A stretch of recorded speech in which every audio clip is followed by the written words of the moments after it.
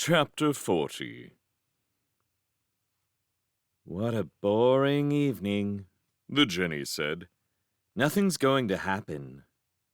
Nathaniel paused in his circuit of the room. "Of course it will. Be silent. If I want your opinion, I'll ask for it." He was aware his voice carried no conviction. He glanced at his watch to reassure himself. "The night's still young." Sure. I can see you're wildly confident. You've already worn a small furrow in the floorboards, and I bet you're powerful hungry, too, since you forgot to bring provisions. "I won't need them. She'll turn up soon. Now shut up about it." From its station at the top of an old wardrobe, the Jinny, which was back in the form of a young Egyptian boy, stretched its arms above its head and yawned extravagantly. "All great master plans have their drawbacks," it said. "They all have their little flaws, which make them tumble into ruin. That's human nature. You're born imperfect. The girl won't come. You'll wait. You haven't brought any food. Therefore, you and your captive will starve." Nathaniel scowled. "Don't worry about him. He's all right. Actually, I am quite hungry." Jacob Hirnick was sitting on a decrepit chair in one corner of the room. Beneath an old army greatcoat, which the Jinny had located in one of the safe-house attics, he wore nothing but pajamas and a pair of king-size bed socks. "I didn't have any breakfast," he added, rocking back and forth mechanically on his wonky chair. "I could do with a bite." "There you are, you see," the Jinny said. "He's peckish." "He's not, and if he knows what's good for him, he'll stay quiet, too." Nathaniel resumed his pacing, eyeing the captive as he did so. Hirnick seemed to have got over his fear of the flight by now, and since he'd been immediately shut up in the empty house, with no one else to see him, his paranoia about his face had quieted down a bit, too. The actual captivity didn't appear to bother him much, which slightly perplexed Nathaniel. Then again, Hirnick had been in a self-imposed prison for years. The magician's gaze strayed towards the window, hidden behind its swath of sheeting. He quelled a desire to step across and peer out into the night. Patience. The girl would come. All it took was time. "How about a game?" The boy on the wardrobe grinned down at him. "I could find us a ball and wall hoop and teach you to the Aztec ball game. It's great fun. You have to use your knees and elbows to get the ball through the hoop. That's the only rule. Oh, and the losers get sacrificed. I'm very good at it, as you'll discover." Nathaniel waved his hand wearily. "No. I spy, then?" Nathaniel blew out hard through his nose. It was difficult enough to remain calm without the Jinny's jabbering. He was playing for high stakes here, and the consequences of failure did not bear thinking about. Mr. Makepeace had visited him early that morning in secret, bringing news. His underworld contact believed he could gain access to the fugitive Kitty Jones, and that it would be possible to tempt her out of hiding, if a suitable goad could be discovered. Nathaniel's swift and inventive mind had immediately turned to her childhood friend, Jacob Hirnick, who had been mentioned in the records of her trial and to whom Kitty had a proven loyalty. From what Nathaniel had seen of her, here he gingerly fingered the purpling bruise on his cheek, the girl would not be afraid to come to Hirnick's aid if danger threatened. The rest was easy. Hirnick's capture had been rapidly effected, and Makepeace had conveyed word of it to his contact. All Nathaniel had to do now was wait. Psst! He looked up. The Jinny was beckoning him over, all the while nodding and winking with furious confidentiality. "What?" "Come over here a minute. Out of earshot." They nodded towards Hirnick, rocking back and forth in his chair a little way across the room. With a sigh, Nathaniel stepped close. Well, the Jinny bent its head over the lip of the wardrobe. I've been thinking, it whispered. What's going to happen to you when your precious Miss Whitwell finds out about this? Because she doesn't know you've snatched the boy, does she? I don't understand what game you're playing here. You're usually such a well-behaved little underling, a petted lapdog, eager to please. The barb hit home. Nathaniel bared his teeth. That time is past, he said. She won't find out until I have the girl and the staff under lock and key. Then she'll have to clap with the rest of them. I'll be too close to Devereux for any of them to do anything other than cheer. The boy arranged itself to sit neatly cross-legged in a manner reminiscent of an Egyptian scribe. You're not doing this on your own, it said. Someone's helped you set it all up. Someone who knows how to find the girl and tell her we're here. You don't know where she is, or you'd have caught her yourself by now. I've got contacts. Contacts who know a great deal about the resistance, it would seem. You'd better be careful, Nat. Things like that can work both ways. That hairy police chief would give his carnassials to link you somehow with those traitors. If he knew you were doing deals with them. I'm not doing deals! Hoo-hoo! That was a shout. You're agitated. I'm not. I'm just saying. I'm capturing her, aren't I? I just want to do it my own way. Fine. But who's your contact? How does he or she know so much about the girl? That's what you should be asking. It's not important, and I don't want to talk any more about it.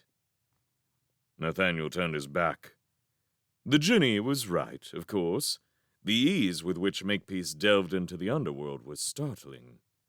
But the theater was a disreputable profession. Makepeace was bound to know all kinds of odd commoners, actors, dancers, writers, who were only one notch above the criminal type.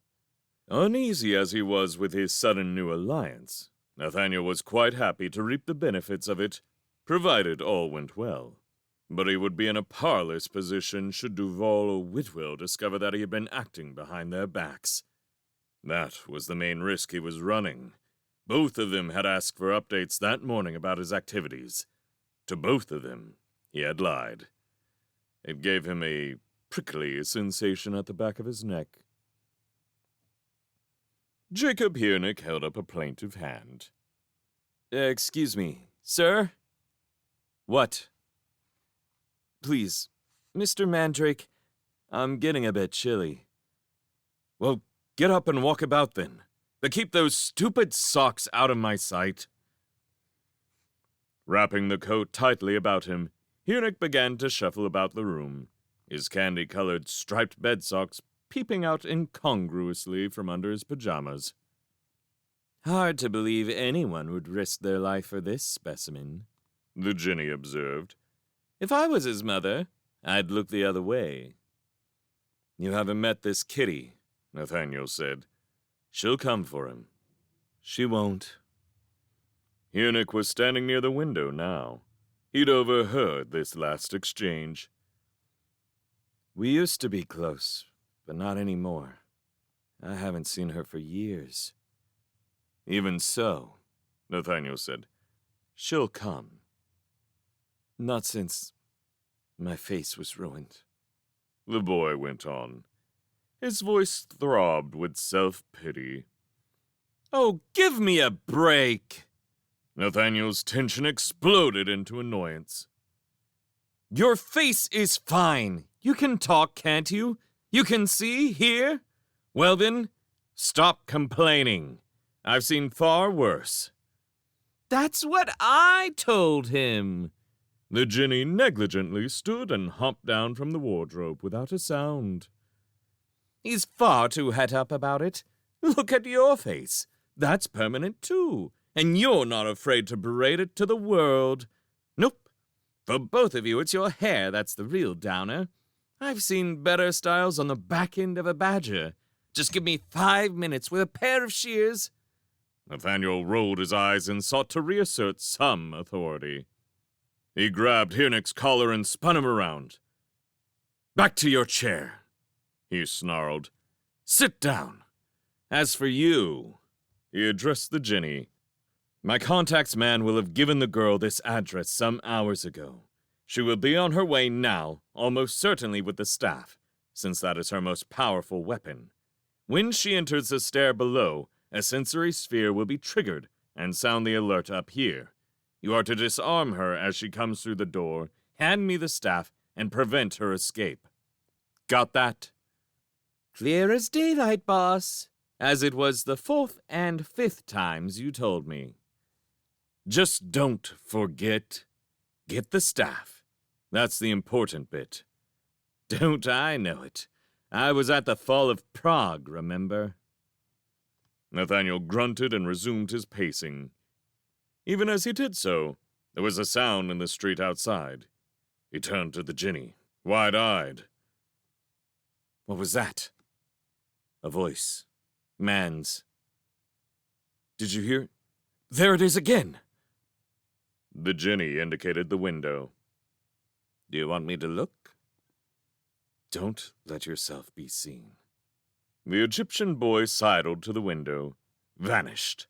A scarab beetle crawled behind the sheeting. A bright light flared somewhere beyond the glass. Nathaniel hopped from one foot to the other. "Well?" "I think your girl's arrived." The Ginny's voice sounded small and distant. "Why don't you take a peek?" Nathaniel ripped the sheeting aside and looked out, in time to see a small column of flame flare up from the ground halfway down the road. It died back. On the previously deserted street were many running forms, some on 2 legs, some on 4, and some that were evidently undecided about the matter, but were still gamely lolloping along under the bright moon. There was a snapping and howling. Nathaniel felt the color drain from his face. "Oh, hell," he said. "The night police." Another small blast. The room shook mildly. A slight and agile 2-legged form sprinted across the road and leaped through a newly blown hole in the wall of a building. A wolf pursued her, only to be engulfed by a further explosion. The scarab beetle whistled approvingly. "Ooh, nice use of an elemental sphere. Your girl's good. Even so, she'll hardly evade the whole battalion." "How many are there?" "A dozen, perhaps more. Look, they're coming over the rooftops." "You think they'll catch—" "Oh, yes, and eat her. They're angry now. Their blood's up." "All right." Nathaniel stood away from the window. He had come to a decision. "Bartimaeus," he said, "go out and get her. We can't risk her being killed." The scarab beetle chittered in disgust. "Another lovely job. Wonderful. Are you sure now? You'll be going directly against that police chief's authority." "With luck, he won't know it's me. Take her to—" Nathaniel's mind raced. He snapped his fingers. "That old library. You know, the one we sheltered in when Lovelace's demons were after us. I'll take the prisoner and meet you later. We all need to get away from here." "I'm with you on that one. Very well. Stand clear." The beetle skidded backwards on the sill away from the window, rose onto its hind legs, and waved its antenna at the glass. A bright light, a spurt of heat. A lopsided hole melted in the middle of the pane. The beetle opened its wing cases and hummed out into the night. Nathaniel turned back into the room, just in time to meet a chair swinging into the side of his face. He fell to the floor awkwardly, half stunned.